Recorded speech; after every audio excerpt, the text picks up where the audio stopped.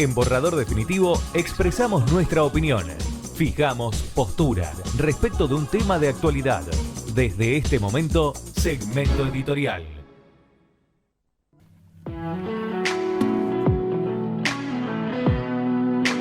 Muy bien, y para hablar del otro tema, del otro gran tema de la política nacional, que son las elecciones que lleva ya casi una semana, pero parece que hubiera ocurrido hace un siglo atrás. Estamos en comunicación con nuestro compañero Luis Cuello en la ciudad de Rosario. ¿Qué tal, Luis? Buen día. ¿Qué tal? Buen día. ¿Cómo andan ustedes?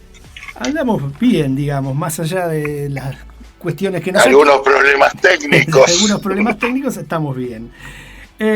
Luis, a ver, ¿cómo encaramos este asunto numérico, en todo caso, de las elecciones, donde se dio como se pensaba un crecimiento en la afluencia electoral?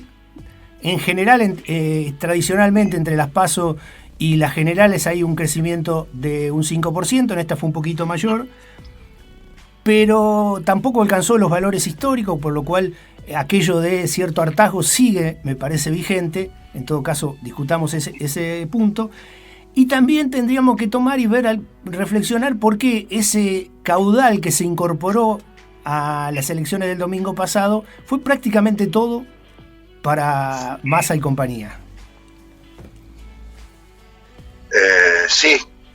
A ver, por dónde empezar. Después, los números son números, después hay diversas interpretaciones, diversas opiniones, pero sí, digamos, si nosotros tomamos las PASO, para dar algunos datos de referencia, no vamos a aburrir con números y números, ¿no? Pero si tomamos las PASO como referencia, en las PASO el 35% de la gente no votó a nadie. Se venía repitiendo un poco, ¿se acuerdan que nosotros veníamos comentando las elecciones provinciales? Claro, sí, se daba, ¿no?, ese panorama en las PASO. Se daba ese panorama. Bueno, acá, digamos, se nota que la campaña terrible, la verdad que estudiar bien, después seguramente lo comentaremos, bajó al 23%. Es decir, hubo casi 3,5 millones de personas más que salieron del voto en blanco, salieron del voto impugnado o fueron a votar. Lo cual da más o menos un 77-78% de participación. Tomemos en cuenta que las elecciones de 2015 y 2019, las mismas elecciones generales nacionales, la asistencia fue del 80%, a eso le tenemos que sumar voto en blanco, pero los votos en blanco nunca fueron no pasaron nunca el 3%, como tampoco lo pasó en esta ocasión. Imagínense que en las PASO veníamos casi del 7% entre voto en blanco e impugnado, ¿no? Entonces ahí hay una cosa como para estudiar. Yo creo que igual el hartazgo se ha mantenido, eso uno lo nota en la calle, todos son iguales, todos son esto, pero bueno, ahí aparecen algunos elementos que creo que hay que analizar. Sí, yo para ir a esos números concretos que vos me elaboraste en un cuadrito, se sumaron 2.672.000 votos más en estas generales que con respecto a las PASO. El dato que me hace ruido y me llama la atención, en todo caso, que es para analizar, es el peronismo, o en este caso ya no sé cómo llamarlo, a Massa. Peronista. El peronismo sumó con respecto a las PASO 2.926.000. Es como si se hubiera comido todo ese sector que fue a votar, que no votó en las PASO, más la declinación del voto en blanco, que cayó, como vos bien lo dijiste, de un 7% a menos del 2%, como que se lo hubiera comido todo. En eso, la campaña, en todo caso, del miedo instaurado en el último tiempo y todos los errores políticos que fue cometiendo la supuesta oposición de Milei y, en todo caso, Juntos por el Cambio, ¿darán una explicación a esta situación? Sí, yo creo que hay un sinnúmero de cosas, ¿no? Ayer escuché una lista bastante serio diciendo no podemos atribuirle a una sola causa. Quizás el platita funcionó, quizás la movilización del aparato del peronismo que no había funcionado en las PASO funcionó. Pensemos que en Tucumán Massa un 15% más que en las PASO. O sea, hay una cantidad de elementos. Pero el otro elemento que es interesante es que el peronismo hizo una de las peores elecciones de su historia. Junto con eso. Porque si nosotros, claro, porque entre las generales del 2019, o sea, las generales donde gana Alberto Fernández en primera rueda, digamos, no hay balotaje, y el peronismo pierde casi 3 millones de votos, y Juntos por el Cambio pierde casi 4 millones de votos, también tomando el 2019. Es decir, los 7 millones de votos que saca Milei. Claro. Sí, estoy viendo los números, 37,08 en la general del 2015, 48,24 en la general del 2019, para caer a estas generales a un 36%, que si bien parece un éxito extraordinario de Massa, si vos lo comparás con los números anteriores, es una declinación, un nuevo retroceso. Es una declinación importante, y ni hablar del 2015, porque el 2015 el peronismo sacó... no en el balotaje, ¿no? Que fue Scioli Macri, sacó 9 millones de votos y pico, pero el Partido Renovador de Massa, que era peronista, también sacó 5 millones de votos. Entonces vos ahí tenés como 14 millones de votos, y hoy está en 9.600.000, o sea, bastante de votos por parte del peronismo. Sí, son a veces los números son caprichosos y son complicados de dar en radio, pero es interesante verlo en perspectiva, porque si no, uno puede tener la visión de que la elección de Massa fue casi extraordinaria, y si uno la compara, bien das vos los números, si uno la compara con elecciones anteriores, ni siquiera tomemos el 2011 de Cristina, ¿no? Que sacó el 50 y pico % de los votos, y estuvo a décimas de superar la propia elección de Perón en el 73. Claro. Sí, más allá de los números, lo sustancial es me parece, el concepto. Hay una disgregación de los viejos partidos políticos, hay una pérdida de votos. Este fenómeno nuevo y no tan nuevo de Milei marca un poco eso, y sí, indudablemente Massa remonta una elección.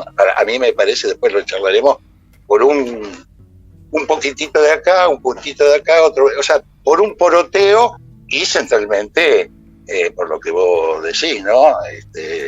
La campaña de Milei de la última semana a mí me hacía acordar más o menos a la quema del cajón de Herminio Iglesias en el 83, ¿no? Ese candidato hablando de eximir la paternidad, de privatizar el mar, de privatizar las ballenas, hacia un sector católico, decir hay que romper relaciones con el Vaticano, más allá que nosotros no seamos católicos, pero eso ha pegado sobre un sector muy, muy grande de la población, ¿no? Más algo de platita, más el aparato. Bueno, creo que ha dado este impulso a Massa, que hoy aparece como favorito, y además, lo analizaremos, arrastrando detrás de sí centralmente a la gran burguesía y a los grandes negocios. Pero bueno, eso. Quizás sea por ahí tema de la próxima media hora, ya más centrado en la editorial, pero por esto que decías vos de cierta disgregación de lo que fueron los partidos tradicionales o los frentes tradicionales de los últimos 20 años más o menos de la política argentina. Recuerdo lo que nos comentaba Sergio Zeta la semana pasada, la anterior, cuando le consultábamos su opinión sobre las elecciones, y que él lo repite en una nota que saca en Contrahegemonía, donde él dice que todo parece encaminarse hacia la construcción de dos nuevos frentes. Uno, un frente de derecha, con el viejo peronismo y con Massa comandándolo, con esta cosa, pero también con sectores del radicalismo, con esta cosa de el gobierno de unidad nacional, y un frente de más de derecha o de ultraderecha, como lo llaman algunos, con los sectores más duros del PRO, como Patricia Bullrich, Mauricio Macri y Milei como la figura, digamos, de ese otro sector, de ese otro frente que estaría quedando casi como opositor si todo va por el camino que parece indicar el balotaje. Sí, es exactamente, creo que es exactamente así. Todo el mundo habla de una nueva configuración política. El problema hay que ver cómo se da, porque una cosa son los deseos y otra cosa después es la realidad en un país con 140% de inflación.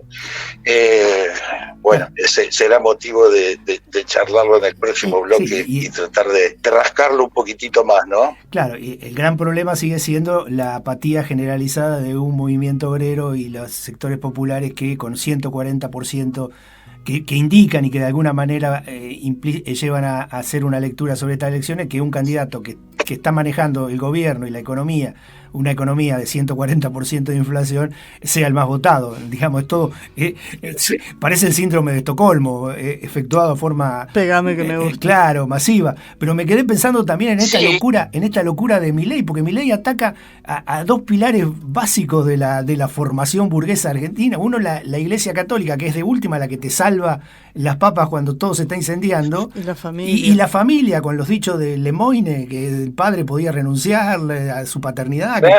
Claro. Es demencial, es como si no quisieran ganar. Sí, parecía eso, por eso yo lo asemejo claro, porque lo de Lemoyne es además de ser casi ridículo, es un delirio completo, pero además porque esa no es la discusión del aborto, ¿no? Porque hay un sector social que está contra el aborto, a favor del aborto, sino está hablando a una señora, a una cultura instalada, que, disculpando la expresión, es, nene, si la pusiste, hacete cargo. Entonces rompe hasta esa pauta cultural, ¿no? Claro, sí, es como quemar tu propia casa. En realidad no sí, no sé. Sí. Bueno, lo veremos después. Y las últimas apariciones de Milei se lo ha visto bastante. Bueno, veremos todo este quilombo que se ha armado a través de este acuerdo Massa-Bullrich con Macri, Bullrich con Milei. Bueno, Milei también tiene sus acuerdos con Massa, ¿no? Pero bueno, dejemos. Pero eso en la próxima media hora. Como decía, vos te vas a acordar porque sos de esa época, como decía la Tana, en la próxima tandita eso. Borrador definitivo está en el aire y lo dejamos a su consideración. Perfecto. Bien, volvemos a comunicarnos con Luis. Luis, estás ahí, ¿no? Sí, discúlpame, un dato que nos comimos, que fue la impresionante votación de Kicillof en provincia de Buenos Aires. No es un dato menor, ¿no? Y que es un poco la madre del triunfo, ¿no? Provincia de Buenos Aires va quedando casi como el Kamchatka del peronismo. No sé si decir kirchnerismo, porque tampoco es que, si bien Kicillof le agradeció en su discurso a Cristina y demás, no es un 100% kirchnerista. Tiene un juego propio. Y acordate que había dicho esto de que hay que tocar una nueva canción, claro, ¿no? Una que sepamos todos. Claro, en realidad uno podría, esta editorial tendría que dividirla en distintos aspectos. Primero, lo que más salta a la vista es lo obsceno, pornográfico, ya no sé cómo decirlo, de los arreglos, a ver, ¿se acuerdan el dicho aquel? Todavía no se había enfriado el cuerpo y se estaban peleando por la herencia.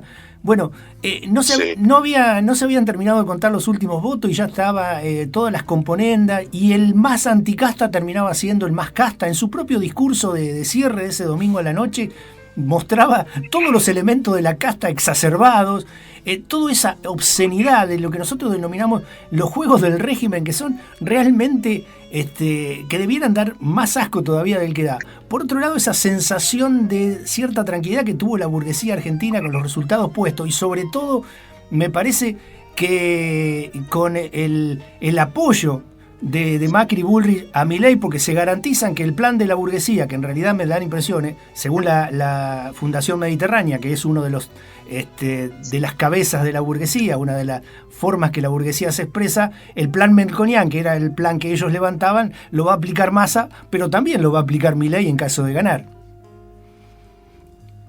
Sí. Lo que vos decís es claro, ¿no? Porque ha aparecido...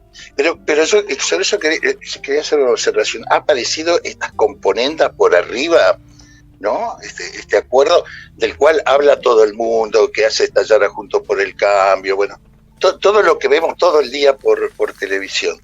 Ahora,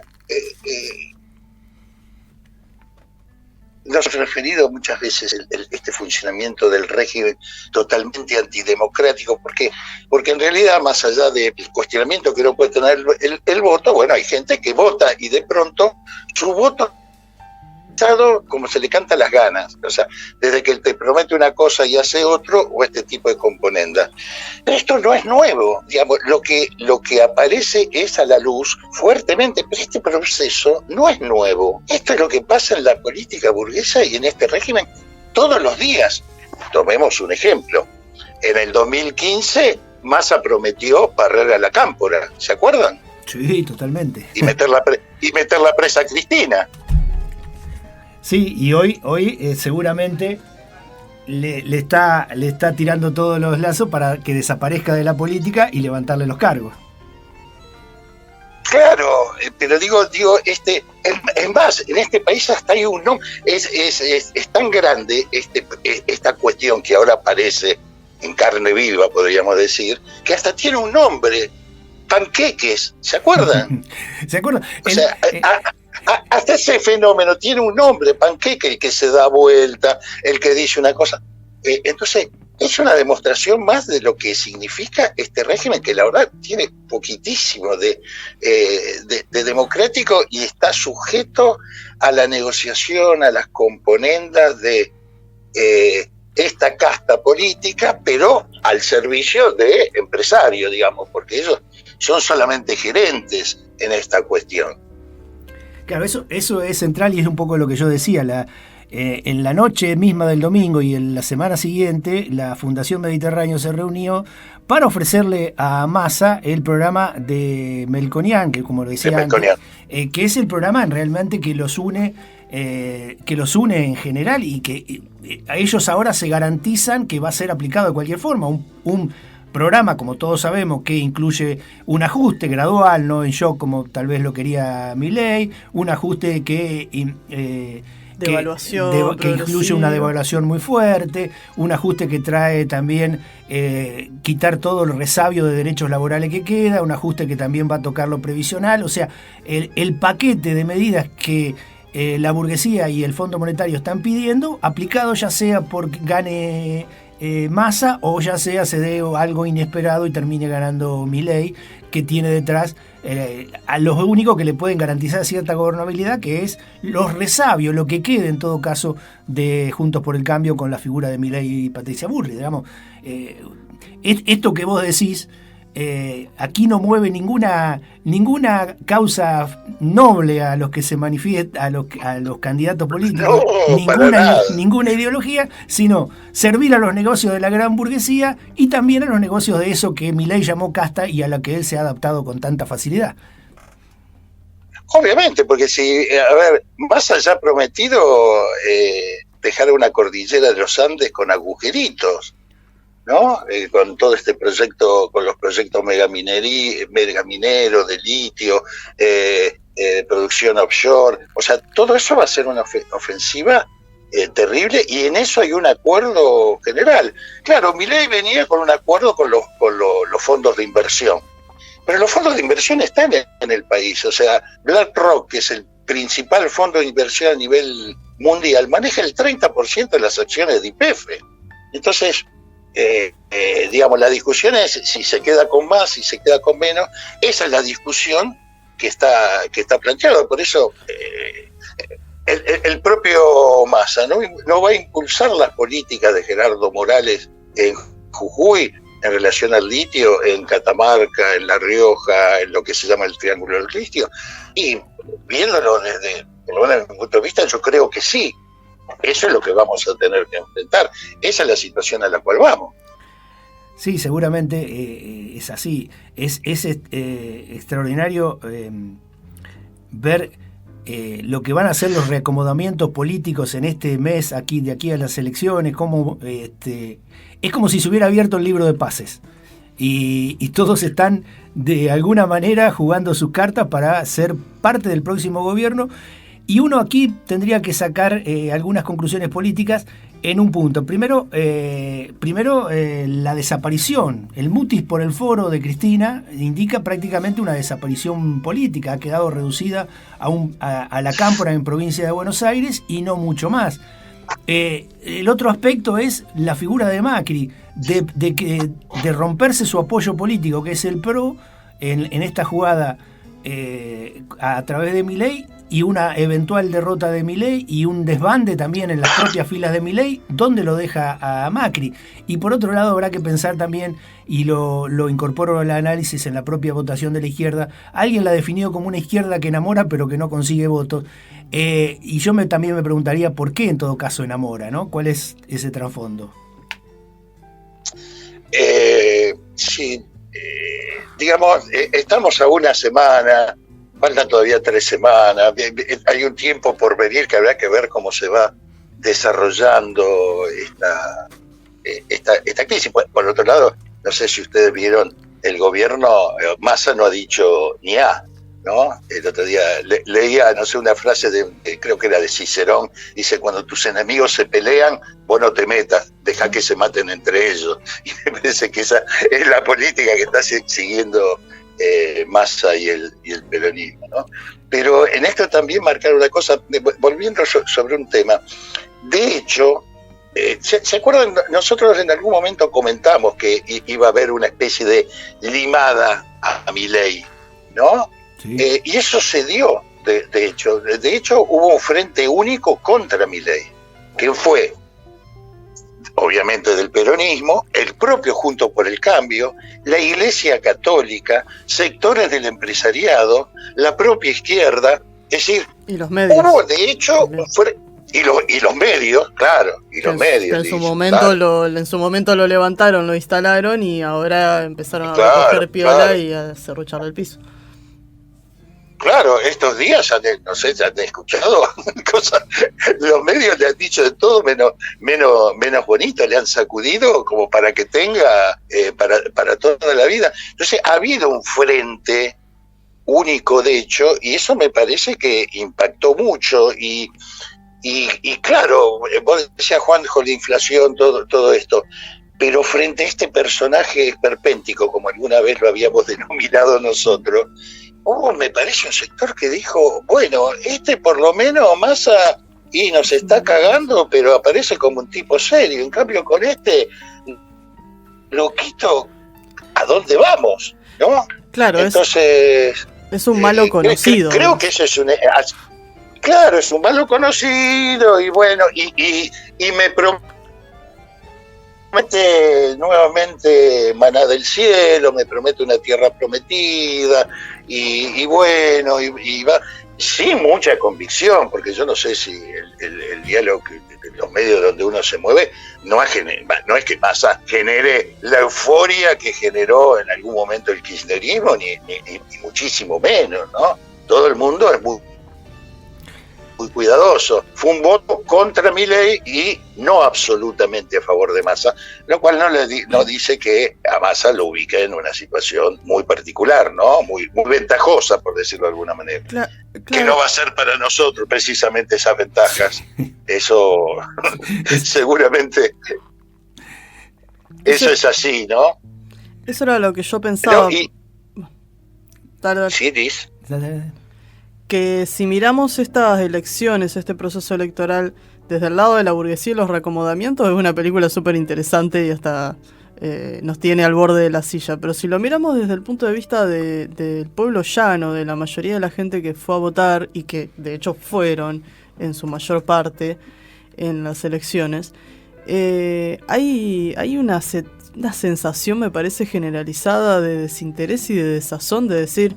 Y bueno, yo ya sé que no va a cambiar nada, pero como mínimo no quiero estar tan peor, ¿no? Esto de que hace tiempo se viene votando en contra, porque se lo eligió a Macri en contra de Cristina, después se lo eligió Alberto en contra de Macri y demás, pero me parece que esta elección fue la que más expresó eso, se votó por miedo a lo desconocido, pero sin ningún tipo de esperanza ni de ilusión en absolutamente nada. Eso nos pone ante la perspectiva de sectores populares, en su mayoría, trabajadores y demás, que están inmersos en una situación prácticamente de abulia, de desinterés, y habrá que ver cómo pega eso ante el ajuste, ante la crisis, ante todo lo que sabemos que se viene, efectivamente.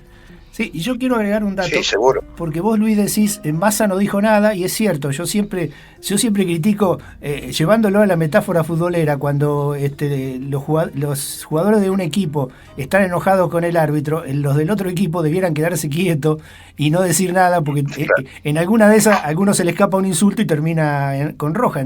Y en este caso, Massa no dice nada en la cuestión electoral, pero dice mucho en las medidas que empezó a tomar a partir del mismo lunes. Por ejemplo, esa especie de dólar soja, como lo llamamos en su momento, aplicado a todos los... Para todo el mundo. Para todo el mundo. Fíjense que ese anuncio habla de las ventas al exterior se van a hacer con un dólar 70% el oficial, a 3.50, y el 30% restante al contado con liqui, que hoy está más o menos por los 900. O sea, preguntémonos de dónde van a salir esos 600 pesos de diferencia que van a financiar ese 30% de las exportaciones de ganancia extra, que es uno de los reclamos que está haciendo la burguesía, sobre todo la burguesía exportadora, por supuesto.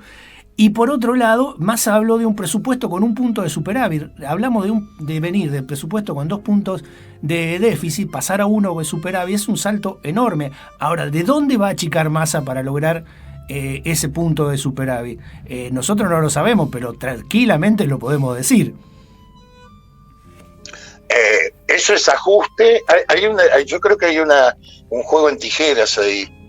Por un lado, evidentemente es ajuste, el presupuesto presentado para el año que viene es un presupuesto de ajuste con disminución en salud, educación, ayuda social, en una infinidad de temas. Y el otro es la apuesta a que Vaca Muerta funcione, de la negociación con el litio, de la explotación de petróleo. Me imagino que los del campo estos días deben de haber estado felices y contentos con las lluvias, si no hay sequía. Entonces me parece que ahí hay un juego o un interés en esos dos aspectos. Por un lado, ajuste, y apostar a tener una balanza comercial un poco más favorable. Pero habrá que ver. Habrá que ver esto, ¿no? Es un país impredecible en un mundo que, por otro lado, está muy complicado. Un mundo con guerras, con realineamientos. Entonces, habrá que ver esta periodo. Bueno, fíjense, en este... Y que viene a cuento de esto, y ligado al comentario anterior, los chinos apostaron absolutamente por Massa. Que más, le acaban de dar un nuevo crédito. Sí, fue. Porque además Milei... Y bueno, pero Milei dijo que iba a cortar relaciones con los chinos, el principal socio comercial argentino, o el segundo. Sí, con los chinos y con Brasil, porque Brasil tiene un gobierno comunista.